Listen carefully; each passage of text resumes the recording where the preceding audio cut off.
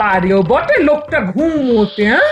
বাপরে বাপ, যেমন নাক ডাকা তেমনই আলসেমি, হ্যাঁ? সুচি মামা কখন উঠে এখন হাই তুলছে, আর এই লোকটা ঘুমোচ্ছে তো ঘুমোচ্ছে, হ্যাঁ? আহ বিরক্ত করো না, দেখছো না বিশ্রাম করছি। মাথা ঠিক রাখার জন্য ঘুম খুবই দরকারি, বুঝলে? কি গো, গোপালের গিন্নি আর জল আনতে যাবে না? এরপর গেলে তো মাথার চাঁদি ফেটে যাবে। চলো চলো, কত দূরে যেতে হবে মনে আছে তো? বল, শুনছো তো? মাথার চাঁদি ফাটিয়ে সেই কত দূর যেতে হবে, হ্যাঁ? আচ্ছা বলি, তোমার শরীরে কি কোনো দয়া মায়া নেই, হ্যাঁ? বউ সেই কোন দূর থেকে জল মাথায় করে নিয়ে আসবে, আর তুমি নাকে তেল দিয়ে ঘুমোবে, হ্যাঁ? তোমার নিশ্চয়ই কুম্ভকর্ণের বংশের জন্ম, তাই না? হ্যাঁ, ওই কুম্ভকর্ণ আমার মামাতো শালার পিসতুতো ভাই। এই শোনো, তোমার সঙ্গে কথা বলার কোনো ইচ্ছেই আমার নেই। তোমার বাক্যবান মহারাজকে গিয়ে শুনিও। আমি এখন চললাম। কথা বলতে বলতে যে নাক ডাকে সে একটা অমানুষ, সে ব্যাপারে আমার কোনো সন্দেহ নেই।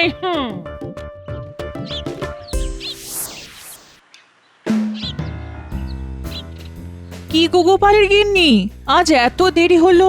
আর বলো না গো, ঘরে কুম্ভকর্ণকে রেখে কি আর বার হওয়া যায়, হ্যাঁ? সে কি নাক ডাকারে বাবা, সিংহ শুনলে ভয় পেয়ে যাবে। হ্যাঁ, সকালের দিকে তো কাক পক্ষী ভুল করেও আমাদের বাড়ির আশপাশ এড়িয়ে যায়। হ্যাঁ, কি ঘুম কি ঘুম। জল আনতে যাচ্ছ? আমিও যাচ্ছি। চলো চলো চলো, একসঙ্গে যাই। আজ বড্ড দেরি হয়ে গেল।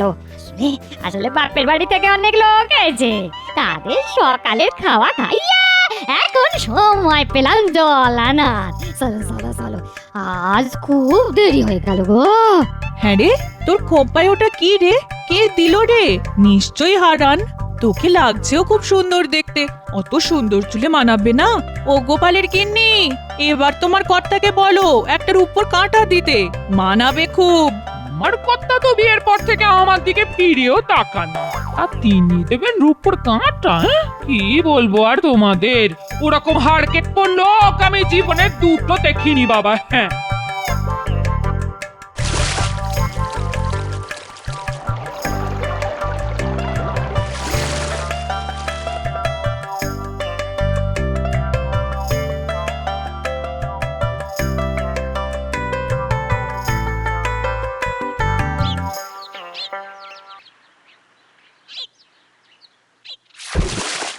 আরে আরে আরে, আহা, কলসিটা এমন ভাবে রাখলে যে ভেঙে যেতে পারে। খুব খুব অন্যায় হয়ে গেছে গো, আমাকে তুমি ক্ষমা করে দাও গো, আর হবে না। হ্যাঁ, বাবা, আজই কি কথা শুনি মন্থরার মুখে।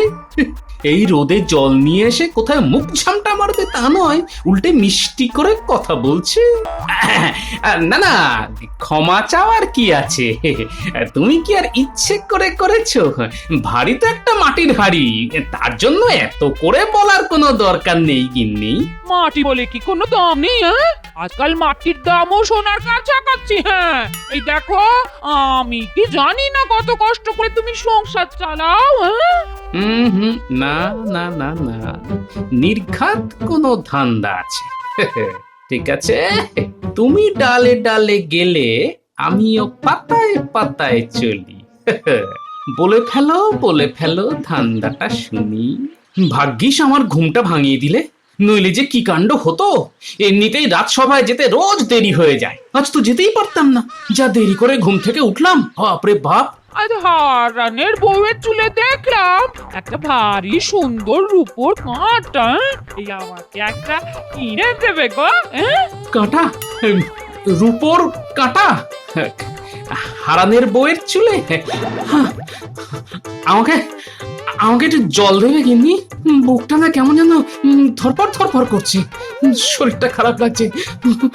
বৈদ্যকে একটু ডাকবে নাকি গো? যতদিন না আমার চুলের উপর কাঁটা ওঠে ততদিন আমি এই বাড়ির জলস্পর্শ করব না, এই আমি বলে রাখলাম। হ্যাঁ,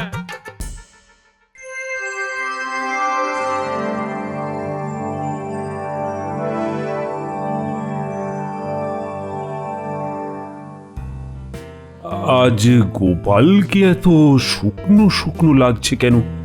বাড়িতে কি কোনো অশান্তি হয়েছে? মহারাজ, গোপালের খাবার যা চাহিদা তা মেটাতে গেলে প্রত্যেক সংসারেই অশান্তি লাগবে। মহারাজ, আমি স্বীকার করছি আমার পেটটা একটু বড়। তার জন্য কি আমি দায়ী মহারাজ? ভুল বললে গোপাল, তোমার একটা পেট নয়, কম করে 10টা পেট ওই জ্বালাটার মধ্যে ঢুকে আছে। না না না, তুমি এভাবে কাউকে অপমান করতে পারো না মন্ত্রী। গোপাল খেতে পারে, তার জন্য দায়ী নিশ্চয়ই ও নয়। মহারাজ, মন্ত্রী মশাই জানেন না যে আমাকে কত কষ্ট করে খান 12টা পেট চালাতে হয়। তুমি কি লঙ্গরখানা খুলেছো নাকি? না, ঠিক তা নয় মহারাজ। আমার নিজের 10টা পেট, আমার গিন্নির একটা পেট, আর ওই নাতি নাতনি নিয়ে মোট 12 থেকে 14টা পেটের ভাতের জোগাড় করতে হয় মহারাজ। কি করে করি তা কেউ কল্পনাতেও আনতে পারবে না মহারাজ। তুমি কটা পেট চালাও তা জেনে মহারাজের কি লাভ? হ্যাঁ, তুমি কি মহারাজের কাছে তোমার মাসোহারা বাড়াতে আর্জি জানাচ্ছ নাকি? করতেই হবে না। অন্তত মহারাজকে আমি অনুরোধ করব তিনি যেন তোমার ওই আর্জি মেনে না নেন। আপনি যে মুখ দেখেই মনের কথা বুঝতে শিখেছেন তা জেনে খুবই পুলকিত হলাম। মহারাজের যদি মন্ত্রীকে এখন থেকে বাইরে একটা বসার জায়গা করে দেন, তাহলে ওই মানুষের ভাগ্য গণনা করে ওনার একটু বাড়তি রোজগার হয় মহারাজ। আর অন্য পথে রোজগারের কথা ভাবতে হবে না। মহারাজকে আমি কিছুতেই গোপালের ফাঁদে পড়তে দিতে পারি না। মহারাজ, গোপালকে এই সাহায্য করলে আমি কিন্তু আর রাজসভায় আসবো না। মন্ত্রিত্ব ছেড়ে দিতেও আমি রাজি আছি। না না গোপাল, দেখছো তো রাজসভায় তোমায় নিয়ে কেমন তর্ক হচ্ছে, আর আমি রাজা হয়ে এই বিতর্কের মধ্যে মোটেই থাকতে চাই না। আপনার অবস্থা আমি বুঝতে পারছি মহারাজ।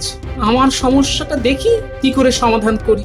তবে আপনাকে এর মধ্যে আমি আর জড়াবো না, এই কথা দিলাম আপনাকে মহারাজ। দেখো গোপাল, তোমাকে আমি খুব ভালোবাসি, তাই খালি হাতে তোমায় ফিরিয়ে দেব না, কিন্তু সেটা ধারও নয়, দানও নয়। বুদ্ধি করে যদি আমার কাছ থেকে মোহর জোগাড় করতে পারো তো আমি বুঝবো তোমার এলেম আছে। মোহর তখন আমি তোমাকে দেব স্বেচ্ছায়, হাসতে হাসতে। সবই আমার কপাল, শেষ পর্যন্ত মহারাজকে ঠকিয়ে উপার্জন করতে হবে আমার।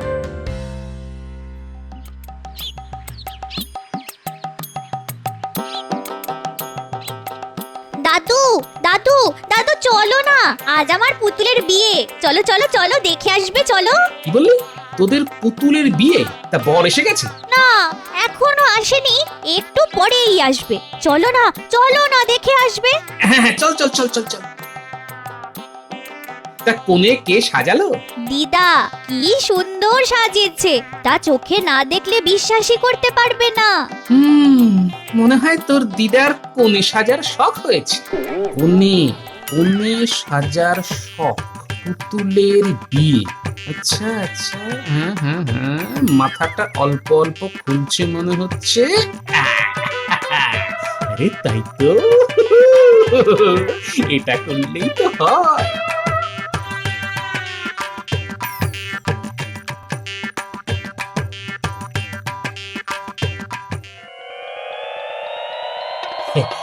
বাহ, কি সুন্দর তোর দিদা কোণে সাজিয়েছে রে, খুব সুন্দর, একেবারে যেন দিদাই। আর আর বর কোথায় গেল? বর বর বললাম না, বর এখনো আসেনি, এক্ষুনি এসে যাবে। দাঁড়িয়ে দেখে যাও না, তবে বরকে না একদম তোমার মতো দেখতে। হ্যাঁ, বলিস কি রে? বরকে দেখতে আমার মতো? কে বর সাজিয়েছে বলতো? দিদা শিখিয়ে দিয়েছে, আমরা তৈরি করেছি। তা তোর দিদার বোধহয় আবার আমাকে বিয়ে করার শখ হয়েছে।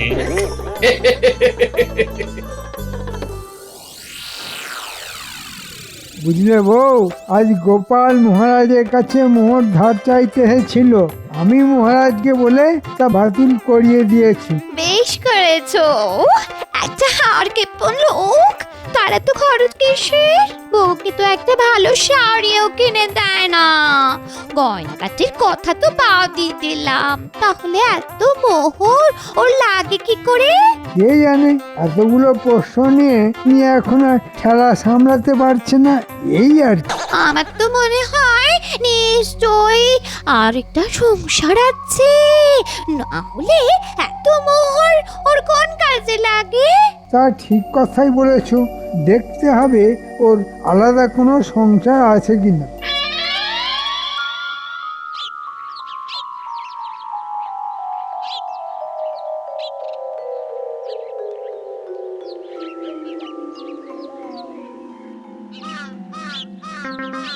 কি ব্যাপার গোপাল, তোমাকে এত অস্থির লাগছে কেন?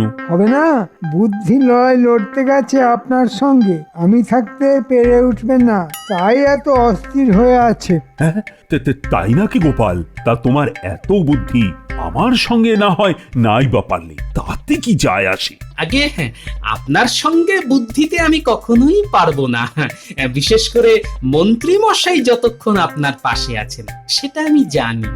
কিন্তু আমি একটা অন্য ব্যাপারে খুব ব্যস্ততার মধ্যে আছি মহারাজ। মহারাজ, দেখুন গিয়ে গোপালের অন্য কোনো সংসার আছে কিনা। এ কি বলছো তুমি মন্ত্রী? গোপালের আরেকটা সংসার আছে? না না না না, এ হতেই পারে না। মহারাজ, আমার মনে হচ্ছে মন্ত্রী মশাইয়ের বুদ্ধির উন্নতি হয়েছে। কিভাবে এটা হলো তা খুবই রহস্যের ব্যাপার মহারাজ। কল্পনা শক্তি যে আপনার মন্ত্রীর এত প্রবল তা আগে জানতাম না মহারাজ। তোমার ওই কুমড়ো পটাশ মাথায় যদি ঘিলু থাকতে পারে, আমার থাকবে না কেন?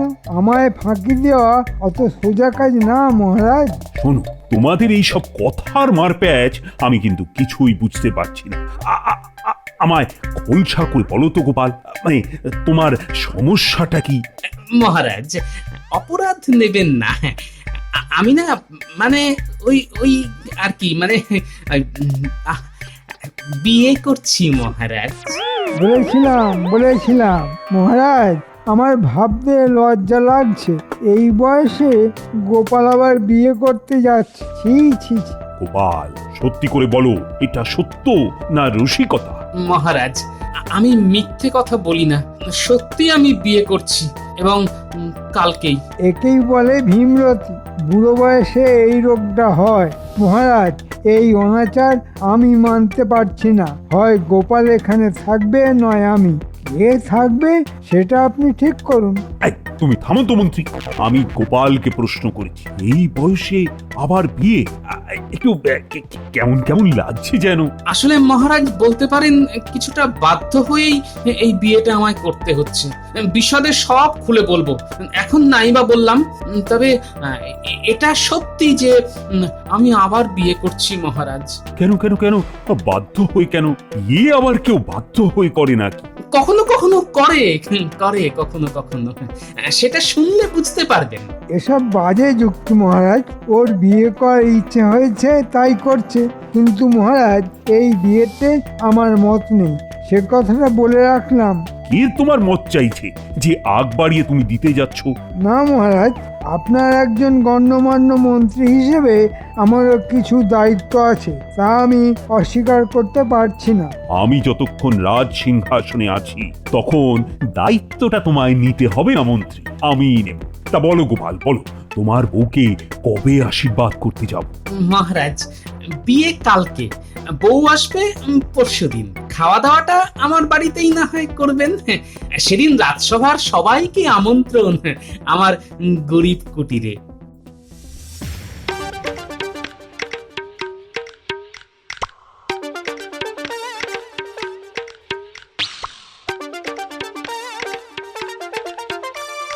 আরে গোপাল যে, শোনো শোনো শোনো, এদিকে এসো, এদিকে এসো। শোনো, মাছ কিনতে গেলে না আমার কাছ থেকেই কিনতে হবে, বুঝেছো? এখন লগন সার সময় তো, মাছের যা দাম তুমি কুলোতে পারবে না, আর আমার কাছ থেকে নিলে সস্তায় টাটকা মাছ পাবে। হ্যাঁ, বুঝছো কিনা? তো কত কত মাল লাগবে তোমার? কত? অনেক অনেক, তোমার কাছে যত মাছ আছে তা তো নেবই, দরকার পড়লে অন্য দোকান থেকেও নেব। আমার চাইতে ভালো মাছ এখানে কেউ দিতে পারবে না, বুঝছো কিনা? আর সস্তাতে তো নয়। দাও দাও দাও, যত পারো মাছ দাও। ভালো দেখে দেবে কিন্তু, নইলে বুঝতেই পারছো কি হবে। তার পাচ্ছি না, মহারাজকে বলে দেবে এই তো। তা গোপাল, এত যে মাছ দিচ্ছ, দাম দিতে পারবে তো? আমি দাম দেবো কেন? দাম তো দেবে মহারাজ। মহারাজের কথাতেই তো মাছ নিতে আসা। ও তাই বলো। আচ্ছা তাহলে নাও নাও নাও, কত মাছ নেবে নাও। দাঁড়াও দাঁড়াও দাঁড়াও দাঁড়াও দাঁড়াও, আমি আমি আমি আমি আমি বেছে বেছে ভালো মাছ দিচ্ছি। মহারাজ বলে কথা, বুঝেছো কি না? ভালো না দিলে তো শুলে চড়তে হবে। হ্যাঁ, সেটা মাথায় রেখো কিন্তু। কি হলো? বলি আমার রূপোর কাঁটা কোথায়? আরে হবে হবে, আমি যখন কোনো কথা দিই তার কখনো খেলাপ করি না গিন্নি। রূপোর কাঁটা তুমি পাবেই, কিন্তু একটা শর্তে, তোমাকে মৌনব্রত পালন করতে হবে। মৌনব্রত পালন করব আমি? কেন? কি দায় পড়েছে আমার?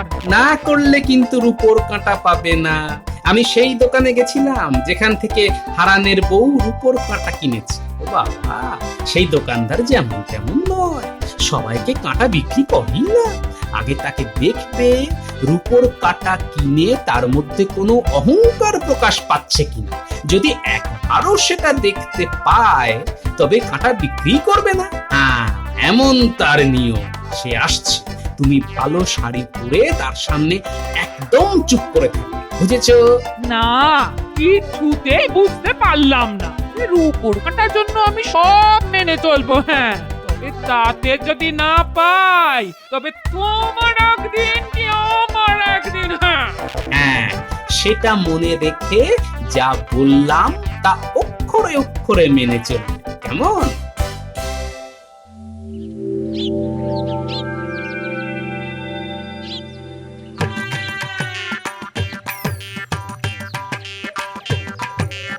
এই শোন তোরা, আজ দিদা মৌনব্রত পালন করবে। তোরা একটা কাজ কর, দুটো কলা গাছ আর ঘট এনে বাড়ির সামনে লাগিয়ে রাখ। ওটা দিলে দিদার পুণ্যি হবে। এই গুলটে ন্যাপলা, যা তাড়াতাড়ি দুটো কলা গাছ এনে ঘট সাজিয়ে বাড়ির বাইরে রেখে দে তো।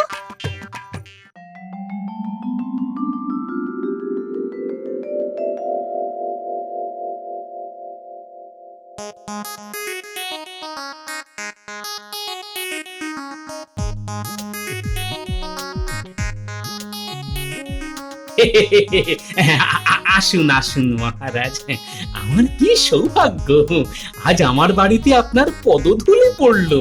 ঠিক আছে ঠিক আছে, আমার সঙ্গে এতটা বিনয় না করলেও চলবে। তা দেখি দেখি তোমার বউয়ের মুখটা আশীর্বাদ করতে হবে তো। এদিকে আসুন মহারাজ, এদিকে আসুন।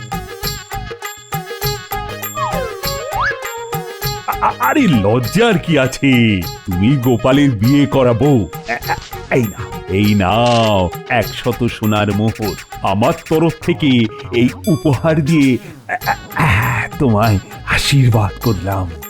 কি হচ্ছে কিছুই তো বুঝতে পারছি না। হ্যাঁ, যাক বাবা, সোনার মোহর দিয়ে একটা রূপোর কাঁটা হবে না? নিশ্চয়ই হবে, নিশ্চয়ই হবে। গোপাল, তোমার বউকে বলো ঘোমটা সরাতে। এই মুখটা তো দেখি একবার। এবার মুখটা দেখাও বউ, স্বয়ং মহারাজ তোমার মুখ দেখতে চাইছেন। এবার ঘোমটাটা সরাও। কি গোপাল, এ তো তোমার পুরনো বউ, কিন্তু তুমি যে বললে আবার বিয়ে করেছো। মহারাজকে ডেকে নে, তুমি কি আমাদের সঙ্গে মস্করা করছো? মহারাজ, এর একটা বিহিত হওয়া দরকার। গোপাল, এটা তুমি কি করলে? আরে লজ্জায় যে আমার মাথাটা হেঁট হয়ে গেল। কেন মহারাজ, আপনার মাথা হেঁট হবে কেন? আমি তো আপনাকে বলেছিলাম আমি বিয়ে করছি। একবারও তো বলিনি পাত্রীটিকে। আপনিই বলেছিলেন বুদ্ধিতে আপনাকে পরাজিত করতে পারলে আমার প্রয়োজনের তুলনায় বেশি মোহর পাবো। আপনি মহান, নিজেই স্বীকার করুন। আমি কি কোনো তঞ্চকতার আশ্রয় নিয়েছি মহারাজ। তোমার সঙ্গে বাজিতে পরাজিত হতে আমার কোনো লজ্জাই নেই, বরঞ্চ এটা ভেবে আনন্দিত হচ্ছি একজন প্রকৃত বুদ্ধিমানের কাছেই আমি হার স্বীকার করেছি। না না না না, তোমার তুলনা একমাত্র তুমি গোপাল। আরে তাড়াতাড়ি বলো, তোমার মাছের দাম কত পড়েছে? নাও নাও, এই 5 মোহর। এটা কিন্তু একটু বেশি দিলাম। দামের কথা পরে হবে, আগে বলো তো মহারাজ মাছ খেয়ে কি বললেন? মহারাজ বললেন, তো মাছ নয়, মনে হচ্ছে রসগোল্লা খাচ্ছি। একেবারে খাঁটির উপর কাঁটা দেখাও তো ভাই। গিন্নির জন্য নেবে তো, তাহলে এটা নিয়ে যাও, একদম খাঁটির উপর, কিচ্ছু মেশানো নেই। দাম কিন্তু একটু বেশিই পড়বে। আরে দামের কথা তুমি বলবে কেন? বলবো তো আমি, সোনা দিয়ে রূপো কিনছি, তাতে বলছো দাম একটু বেশি পড়বে? এই নাও সোনার মোহর, এবার কাঁটাটা হাতে দাও, গিন্নির চুলে পরিয়ে দিয়ে আসি।